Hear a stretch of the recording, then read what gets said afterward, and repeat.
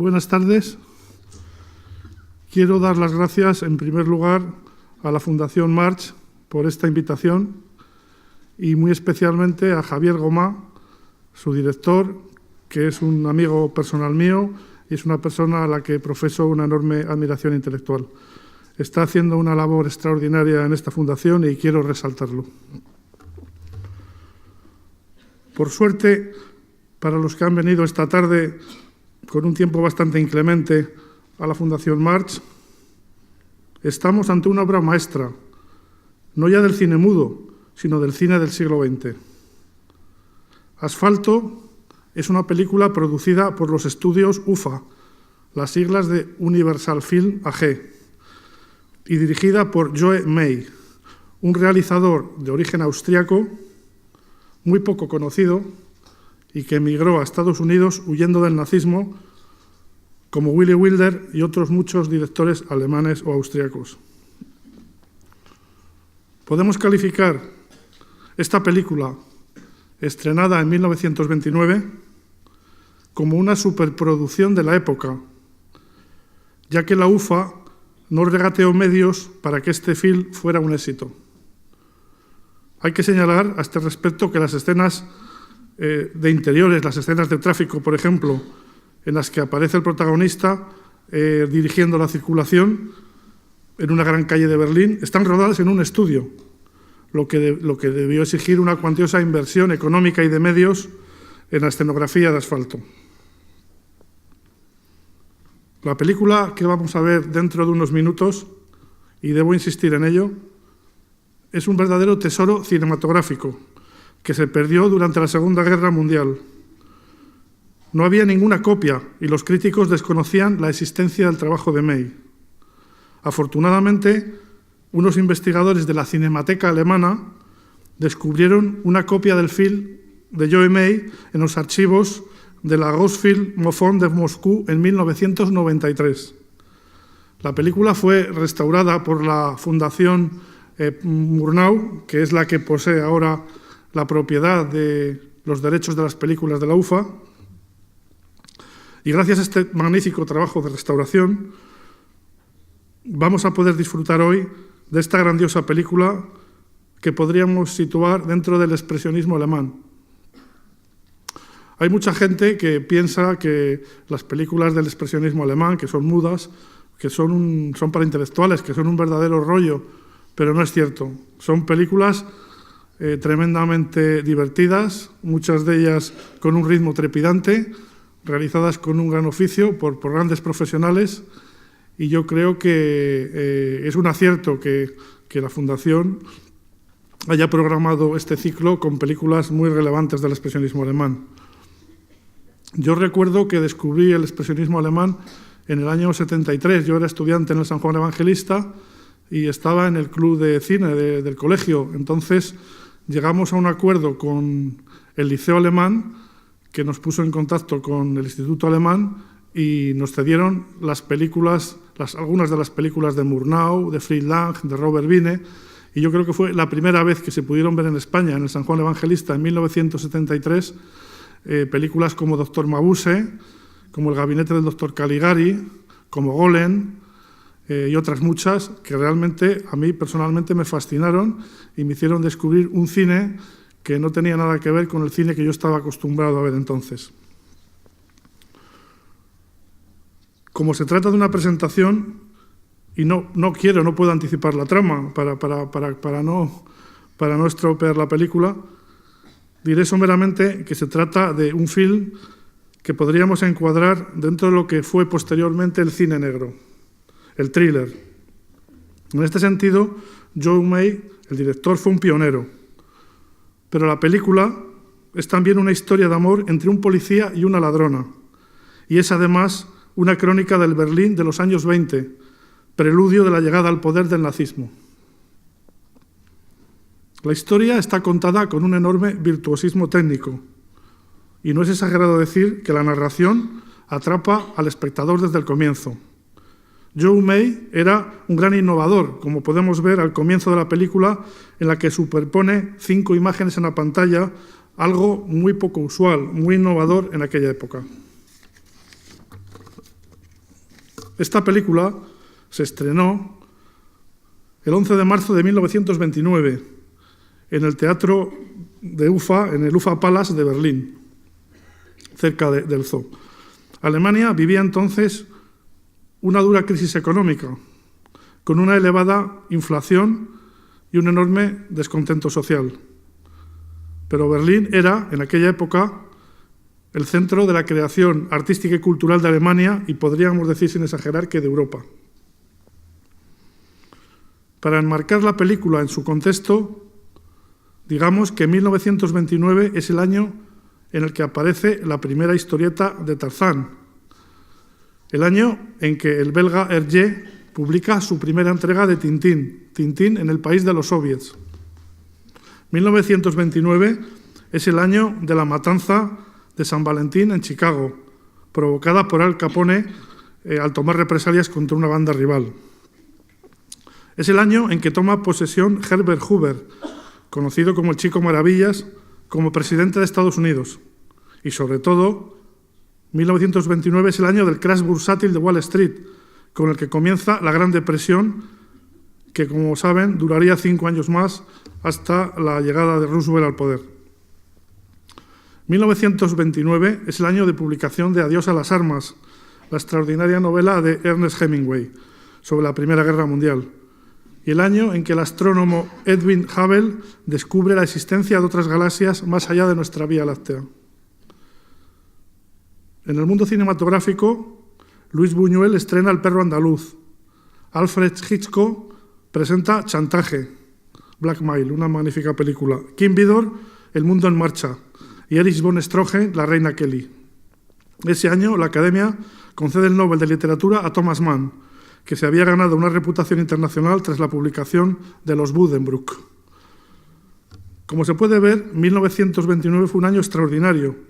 Incluso podemos pensar que se dio una especie de conjunción astral que favoreció la creación de grandes obras de arte como Asfalto. Vamos a hablar un poco de Joe May, el director. En realidad se llamaba Joseph Otto Mandel y había nacido en Viena en 1880.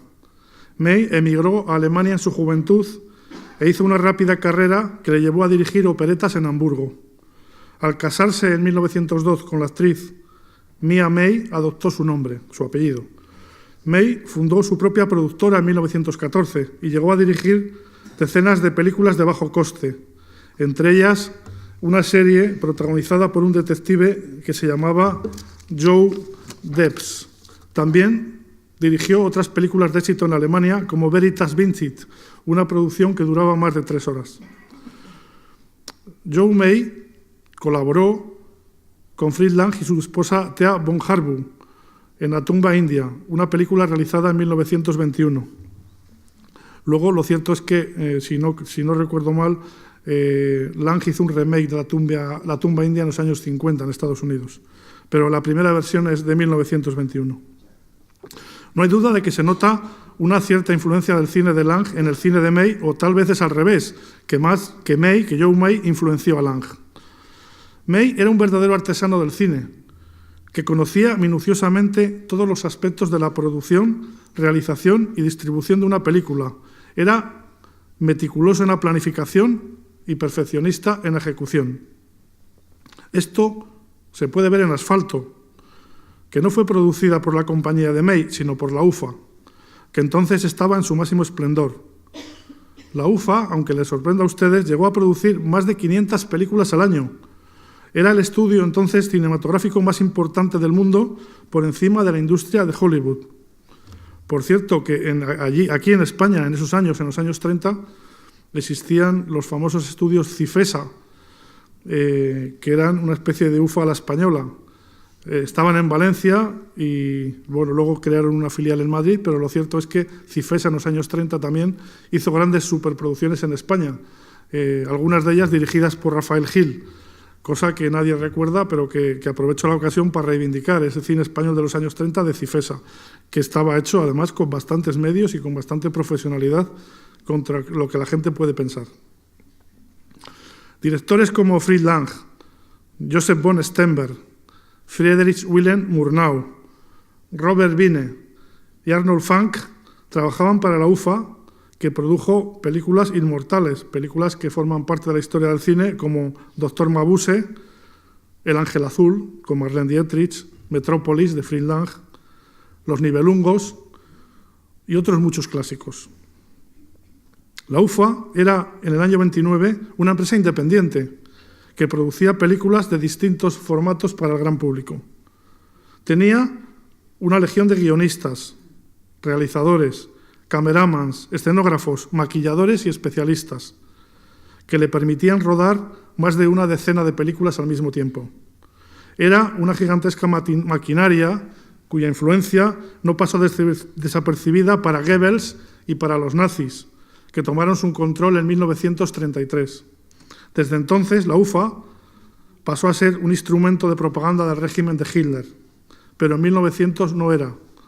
Lógicamente, al final de la guerra, en 1945, fue desmantelada por los aliados, porque se había significado demasiado como un instrumento del régimen nazi. Asfalto está producida por el legendario Erich Pommer. Pommer era el alma mater de la UFA, el hombre que apostó por el genio controvertido de Fritz Lang. Pommer escribió el guión de Asfalto con Joe May y se implicó muy directamente en el rodaje. Podemos observar en la película que no regateó ningún esfuerzo para superar el desafío técnico y de medios que suponía rodar esta película en interiores, concretamente las escenas en las que el protagonista aparece dirigiendo el tráfico en una avenida central de Berlín. Asfalto comienza con un recorrido visual por las calles de Berlín en el que se observa el fluir de la ciudad, el movimiento de una gran ciudad que está viva. Cuando aparecen los títulos de crédito de la película, en concreto la palabra asfalto, vemos a un grupo de obreros que están asfaltando una calle. Están con una especie de paletas apisonando el asfalto. Cada uno puede interpretar como quiera el título, pero yo creo que hace referencia al carácter urbano de la película. Ese Berlín por el que nos pasea la cámara es el protagonista del film de May, que por cierto está rodado el mismo año que la película de Dziga Vertov, en la que filma prácticamente las calles de Moscú, en un documental extraordinario que también forma parte de la historia del cine. El realizador austriaco cuenta para esta película con dos actores excepcionales que dan vida a los personajes. Son Gustav Fröhlich y Betty Ammann. Fröhlich ha pasado a la historia del cine por el papel de Fredersen, el hijo del magnate que controla la ciudad de Metrópolis. En Asfalto encarna el papel del gendarme, del guardia urbano que dirige la circulación en el centro de la ciudad. Fröhlich es uno de los grandes actores alemanes del siglo XX, con una lista impresionante de más de un centenar de películas. Nació en Hannover en 1902 y murió en 1987. Comenzó una carrera de periodista que pronto dejó para dedicarse al cine, que era su verdadera vocación. En Asfalto vemos a Fröhlich cómo protagoniza el papel de un guardia de la circulación en el centro de Berlín, que tiene un marcado sentido del deber y que está orgulloso de seguir la tradición de su padre, que también ha sido gendarme. En las primeras escenas le vemos dirigiendo el tráfico sobre un pequeño pedestal circular y la cámara nos transmite cómo se siente el rey de la ciudad y una especie de encarnación del orden prusiano. Le vemos también con sus padres en la modesta casa donde vive. Hay que destacar la gran interpretación de su padre y de su madre, que realmente son dos actores extraordinarios, poco conocidos, pero que hacen un papel en esta película impresionante.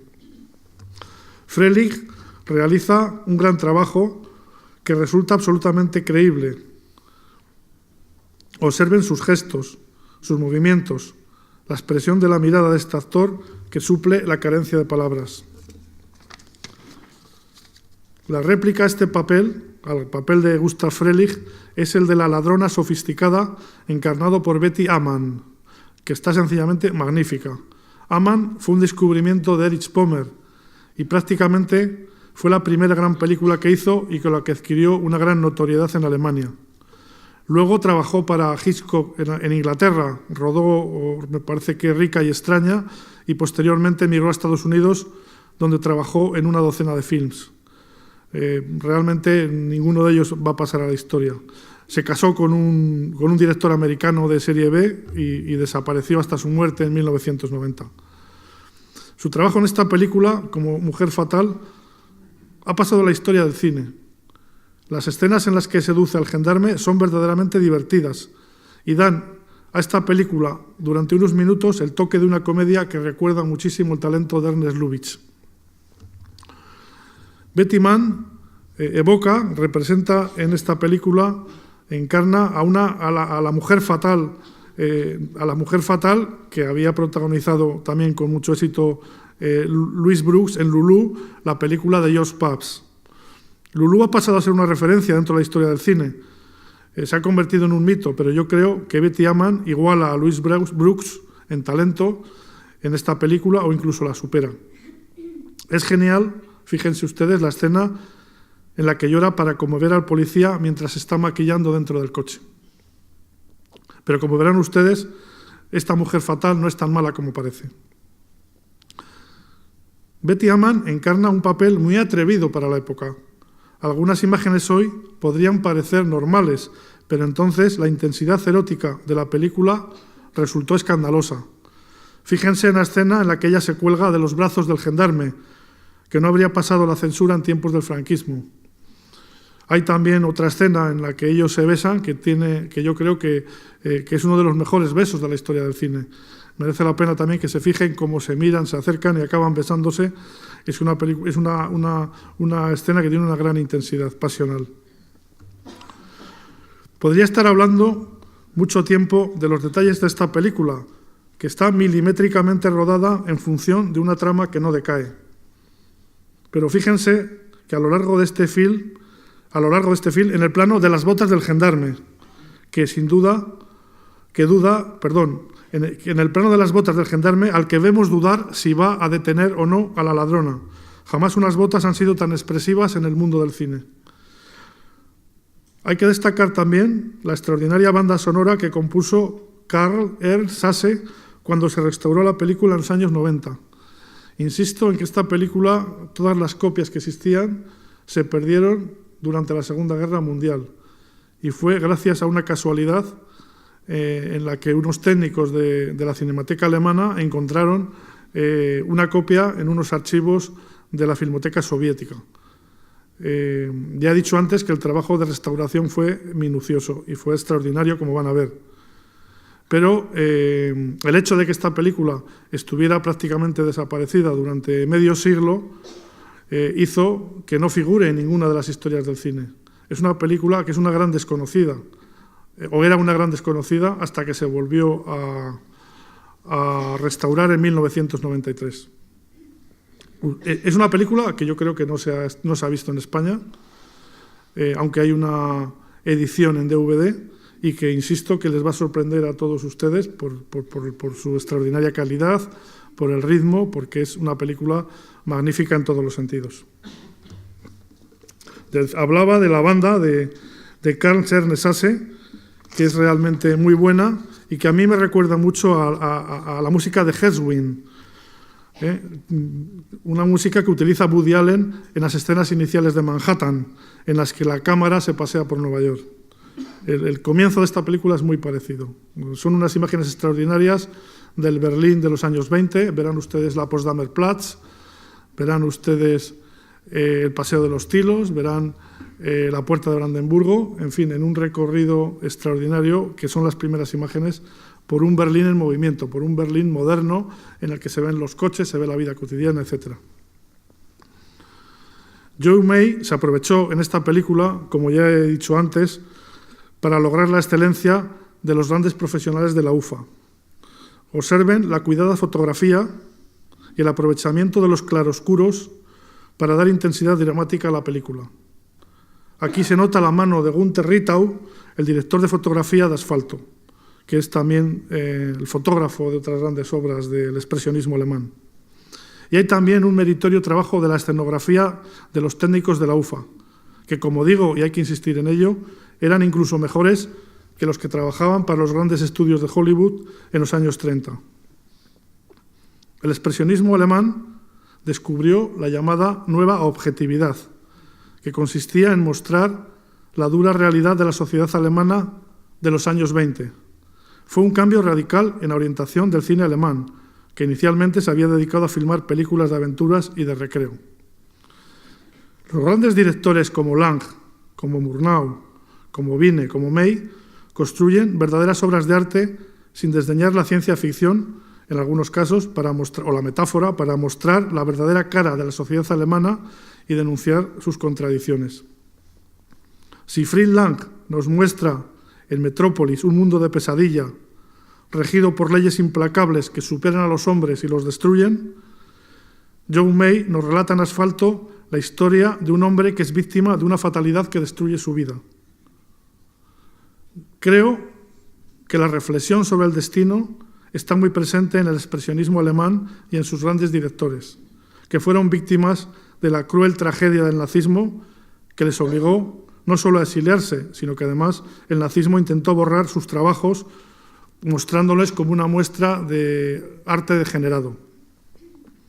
Las películas del nazismo han pasado al olvido, salvo raras excepciones como las magníficas películas de Leni Riefenstahl. Pero la obra de estos grandes realizadores sobrevivirá siempre. Les dejo con esta soberbia película con la que van a disfrutar mucho y que desde luego les va a compensar a todos haberse desplazado a esta sala. Muchas gracias.